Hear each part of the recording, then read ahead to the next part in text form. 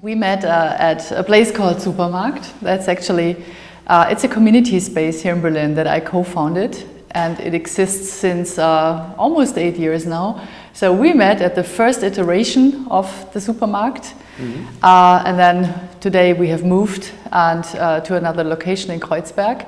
And I think it has a reason why we met, because it seems that we share the same interest, but maybe you can talk a little bit about what that interest is. It was a random coincidence. No, it was not. It was cosmic. It definitely was cosmic. Yeah, it was back when the sharing economy was a cool idea. I think it was a WeShare. It was a WeShare summit hosted at Supermarkt. Yeah, and my wife and Ella know each other even longer, so my wife Susan said, pay attention to her. I was like, okay. And so we stayed in contact, and when I heard that RCON was wanting to open a European branch, if you could call it that, I said, she's the one. It's a combination of influences that happened over a long period of time that resulted in I think a spark. The Ethereum presale and the idea that you could bake transparency and governance and accountability and all that stuff into the operating system of organizations was a huge part of it. And then another major moment was when I heard Vinay Gupta lecture about Ethereum in the context of databases and enterprises and corporations and the history of computing and all of that I started thinking about all this stuff from an economic point of view. And so there was like a 1 month window when ideas were just flying around left and right. And actually another common friend of ours gave me some critical advice, because I had this wild vision to do a whole economic system for the cultural creatives, and Nadia. I see, from Edge Riders. Yeah, Nadia from Edge Riders said, and I have a prop, she said, the folks that are doing this all the time are not going to spend, take the time to figure, to learn about your new economic system because they're doing this all the time, and so it was like, it was that advice that was really critical, because I thought, how could I scale this back? How could I start with a simple one thing, one tiny little part of this large vision I had, and it was clear. It was music. I think, there's been a number of them, but definitely getting to talk to the RCON community in the February governance meeting in Seattle, that stands out as one when I got to, go up and talk about it, knowing that the deal was imminent. I can't remember if it was actually done before that speech, but I just remember being in front of that room full of people and feeling like I'm home, and this is the tribe. This is how we're going to get this built.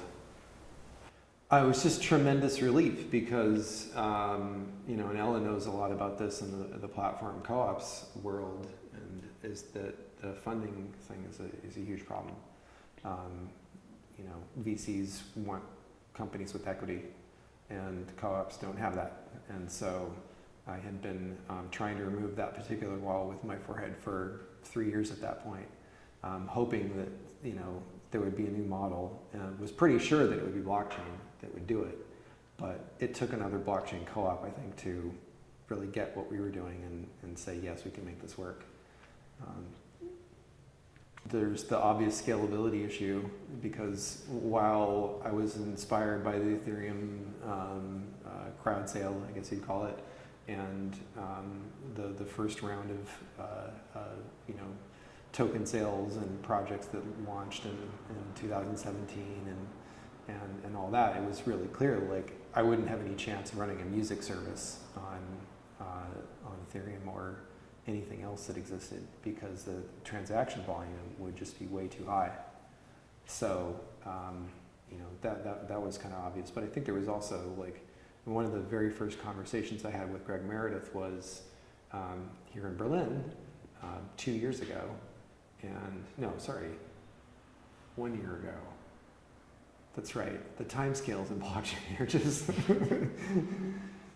yeah, it was a year and a month or two ago, and we were sitting outside, and I remember just kind of, I can see some trees out there through the window, and I remember we were sitting across from a park, and he was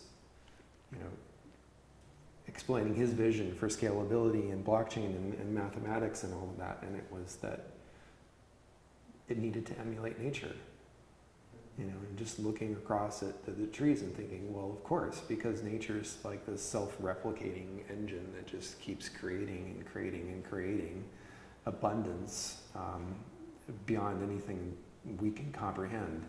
So that was really appealing, to think that there was a system based on a set of mathematics that was trying to emulate what nature's doing. Yeah, Supermarkt was created with the intention of opening up a space for creative people here in Berlin to learn more about the roles and functions of money and of community and digital culture, I would say. So everything we've ever done was pretty much was sitting at this intersection. And I just have a personal interest in the topic. I'm here in Berlin since 20 years, and Berlin is such a creative city, but if you look behind the surface, then you realize that it's a very precarious economy, and everything that is being reported to the outside world of all the great things that are happening here, all the creativity, all the artistic endeavors, is actually something that is hardly ever rewarded for those that produce it. And I got really interested in the fact why that is, and if we could change that. So working as a digital strategist myself, I'm closely connected to the digital sphere, let's say, and I know many artists, people from the field of music, but also science and journalism. And together with my group of people with whom I founded Supermarkt, we just felt that it's about time to really establish a space like that. So yeah, we just put all our money together, rented a space, and made sure that we could run a regular program. And we were just lucky enough that we know enough people here in the city, like Peter, many others, that helped us with that just by showing up to our events and presenting. Well, I would say if you look at it from a meta level, then it's a traditional co-op that expands its business model to the digital economy, obviously. But in order to be a real platform co-op, I would say there's much more involved. So I think there is, a mature platform co-op probably has spent a lot of time and effort in coming up with, answering questions of how to incentivize our members in really contributing to the co-op, how to encourage people to lead this co-op together, how to take leadership and ownership of what is being created there. Ultimately, it's all about finding new ways of governing such an organization together, of democratic control, of taking decisions such as financing together. And I have the feeling that even though the co-op model is very traditional, it really stood the test of time.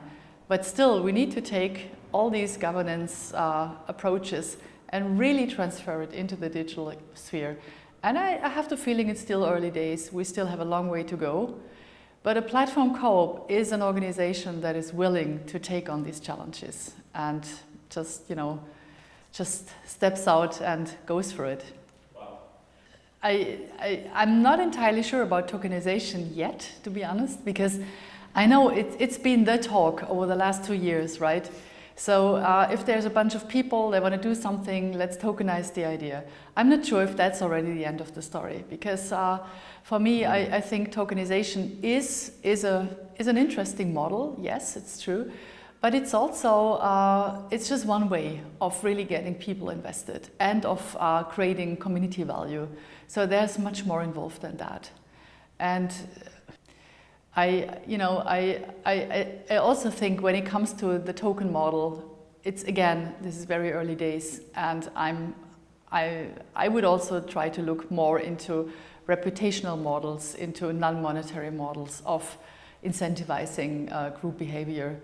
It's just not only tokenization, I would say.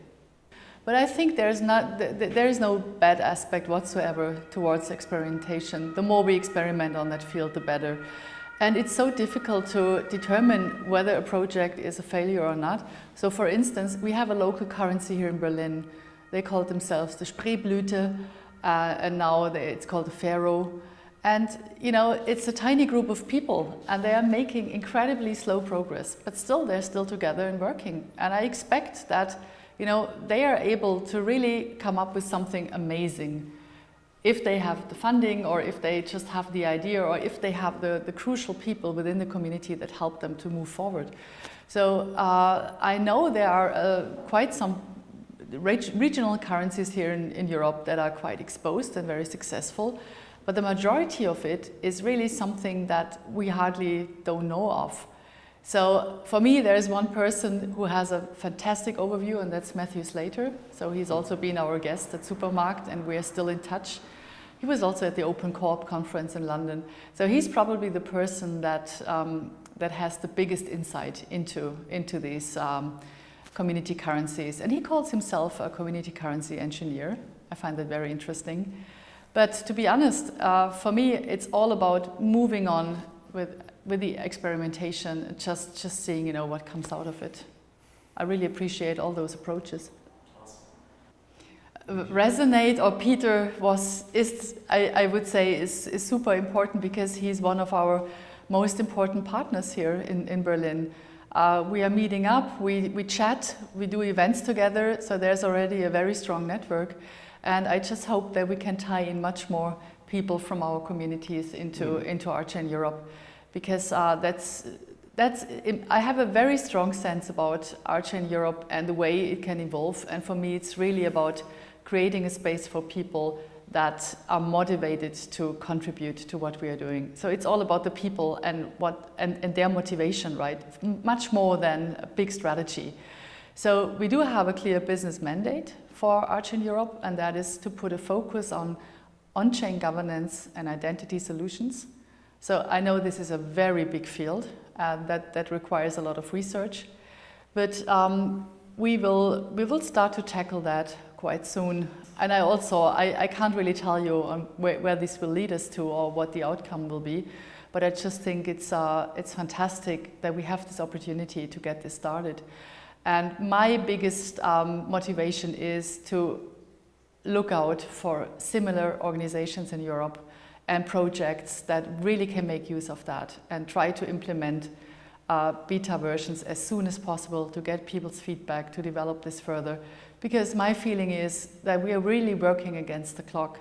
We have so many political problems over here, and they are becoming more and more imminent every day. And my feeling is that if we work in that sector, it's also the local politics that can profit from it, or benefit rather, a lot.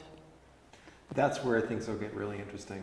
Absolutely. Yeah, because the sixth principle for co-ops is to do business with other co-ops. And exactly.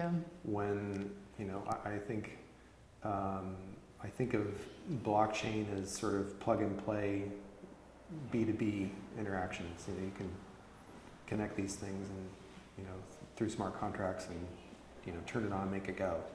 And a co-op to co-op collaboration is exactly the same thing, because as the founder of one, I know that another Genossenschaft in Deutschland is the term here. Another cooperative, it has gone through the same process that we've gone through. And so, you know, it's a completely different business analysis process than having to look at another corporation and say, you know, and have to really quiz them on what's their exit strategy. Co-ops don't have exit strategies. They just want to sustain and you know, return value to members. And so this is a huge time savings when it comes to wanting to do business with others. And so that's where things are going to get really, really interesting, is that the more companies or co-ops rather that come into the network, they're going to start linking up with each other and that's when you could see an economic renaissance. Yeah, and also while linking up with each other, I think there's this great chance to really coming up with standards in terms of privacy policies, in terms of how data is being used, in terms of inclusive language. So there is so much that we can do better, and that can only happen if we build this ecosystem of platforms. Otherwise, the current situation is that each co-op is very much inward focused, because the governance and everything is so, it's very exhausting in a way. So I think what we really should work towards is to encourage co-ops to really take a look to the outside world and try to find more peers that are in a similar situation, talk about their problems, engage in case clinics, whatever, to really work on that issues. And I've once read a really good essay by Nathan Schneider, where he talks about the ecosystem in Silicon Valley that helped all the big platform monopolists to thrive. And he said, we need exactly the same thing for platform co-ops, because that's the only way for this entire movement to really grow strong. I wouldn't be sitting here if it wasn't for Nathan. Because it was his interview with Vitalik that got me into the space. I think it's wildly different, co-op to co-op. I mean, I don't think they're all the same. Issues are all different across. For us, it's been pretty easy so far, but sitting off camera is the guy that's going to have the challenge of scaling our cooperative community and getting that sorted out. So you might ask him in a year, but so far it's been. I think, for us in the music space, people are just getting used to the idea that, they can have this ownership share, and what does it actually mean? And I don't think it's sunk in yet, for the most part. But I think that as things progress, it will become very apparent, and then that process of how that dialogue takes place is going to be it's going to be a big challenge, because we're already international, and.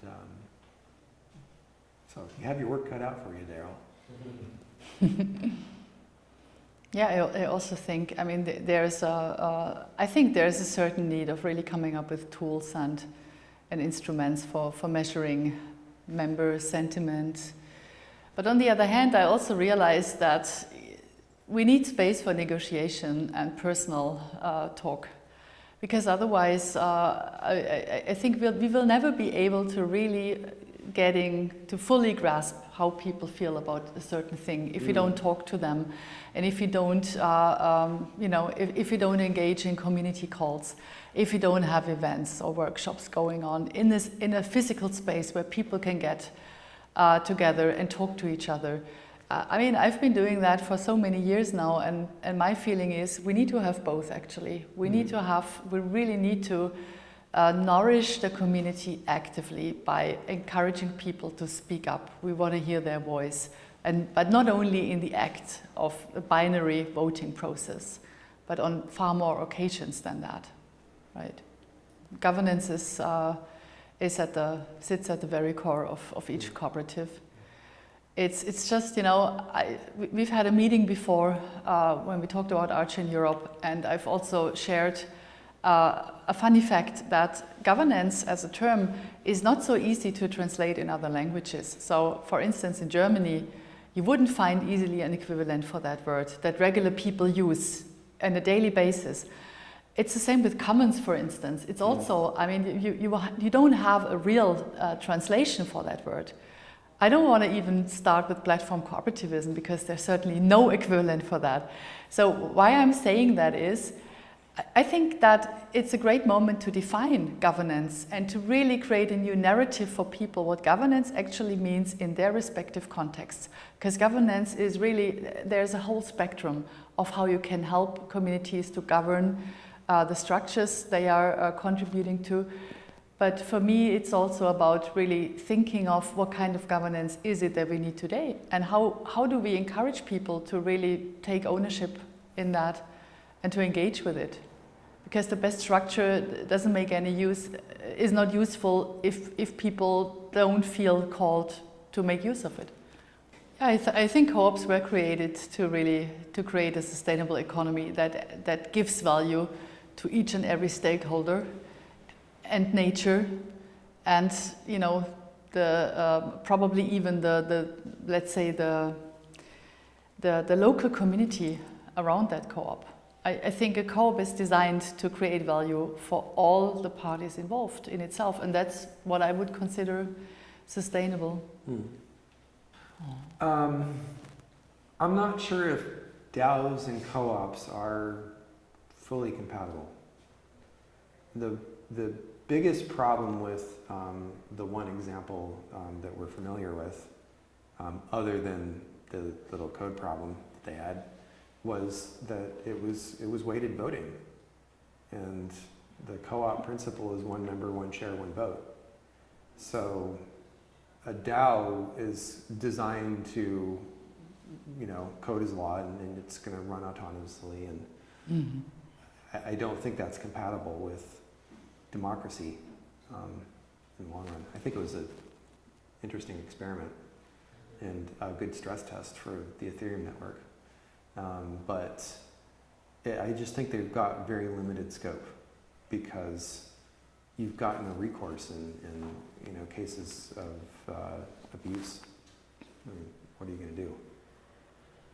Yeah, it was non-negotiable, right? And that's also what happened. Okay, and then there was the fork, right? There was the reaction to it. But I think the huge difference to a co-op is that there should be lots of space for negotiation constantly, and that's for me the big difference to a DAO. I'll give an example of our token model. We've got a lot of great ideas about how we're going to set up a token for a music network, but we're absolutely convinced that we're going to make a lot of mistakes. But that's where the co-op model comes in handy, because we can always, go back to the membership and talk to them and say, do we need to vote on this? Or if somebody raises a point and says, I found a flaw in this, and I'm going to put a petition together to get something changed, and it's going to go to the board, and the board's going to have to analyze it and vote on it. I mean, what better way to run a blockchain system? What better way to run a token, in my mind? It's a lot more open and inclusive and transparent and everything else than, something that's run by a foundation that's, called a nonprofit, but is very hierarchical and highly controlled. I hope we can encourage each other and don't see each other as rivals, but rather helping each other to thrive, because I think there's enough space for all of these networks. To join, just do it. Find out. It's not going to be a trip to the dentist or anything. I would say that, But founding one can be. Founding one might feel a bit more like that. I did make that metaphor earlier today, didn't I? Yeah. I mean, I think founding a co-op really depends on where you are. It's super easy in Ireland. Sorry. It's not easy in Germany. It's considered a cultural heritage here in Germany. Imagine that. I think it's a good thing, right? Yeah. I really like that. But I think we shouldn't assume that the co-op model is the one and only answer for cooperative businesses. So I would be really interested in having people exploring other models that just might work in a similar way. Yeah, and that might be the answer to the DAO question, is that I actually think that the general philosophy of DAO systems could be applied to new cooperative models. Because what's the fundamental problem with the platform co-op movement is that they're usually international by design, but you're forced to act or exist in a jurisdiction. So what if we could have a supranational, jurisdiction that's based on the collective will of the members that are coming from everywhere in the world? I think that's the really interesting frontier, is where this movement could eventually kind of push the envelope on going borderless, basically, because could be a bit of an issue. And I'm pretty sure, if you just look here at Berlin, the fact that we are talking to each other, we are working to each other. Peter is from the US, he lives here. I have so many friends, they come from all over the place. And for them it becomes ever more normal to just, do business transactions with basically the entire world. But our system is not designed for that. So that is really something we need to work on, to create organizations that allow for international, nation-wide, across-border transactions through all different sorts of monies that are out there. And we are just not there yet. But this is really something I'd like to see happening, and I would really encourage everyone, maybe not founding a co-op, maybe it doesn't have to be that, but really, thinking of other ways how to enable people to work together. Well, you can almost flash forward a couple of years and say that after RCON Europe has developed some of the tools that are on the roadmap, that as of today, that it may be as simple as just like spinning up an app, and I'm going to spin up a co-op, and I'm going to get all my friends in 14 different countries together, and we're going to set up an organization to manage a gaming league online, and think of political movements. So we see so many citizen movements emerging these days. They need to transact money, they need to communicate, they need to get organized, right? So they desperately are in need for at least temporary structures. What if they would have like this plug and play thing that would allow them to have a bank account, to communicate securely, to do all sorts of transactions in order to really work on their cause, and to make it successful.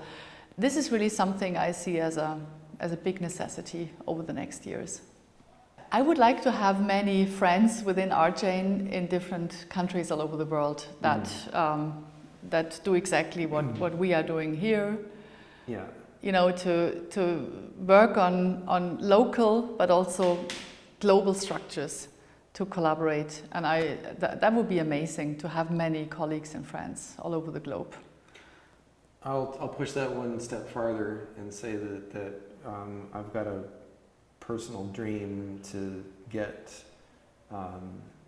Sonic Pi classes going in all across Africa. Sonic Pi is a music app, and it teaches people to code music. And you basically write a line of code, to lay down a kick drum, then to add your hi-hat, and then to maybe modulate a synth.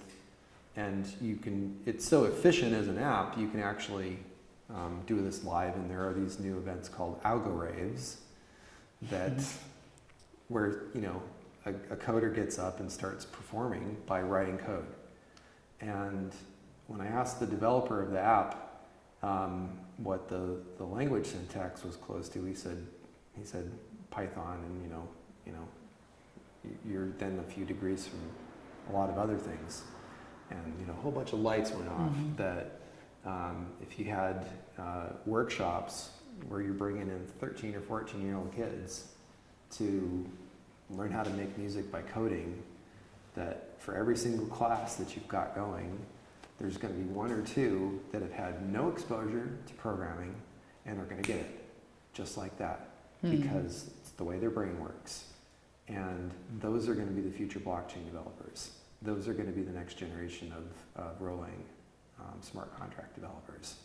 And so that's in 2 to 3 years, that's what I want to see happening. I want to see those classes happening all over the developing world.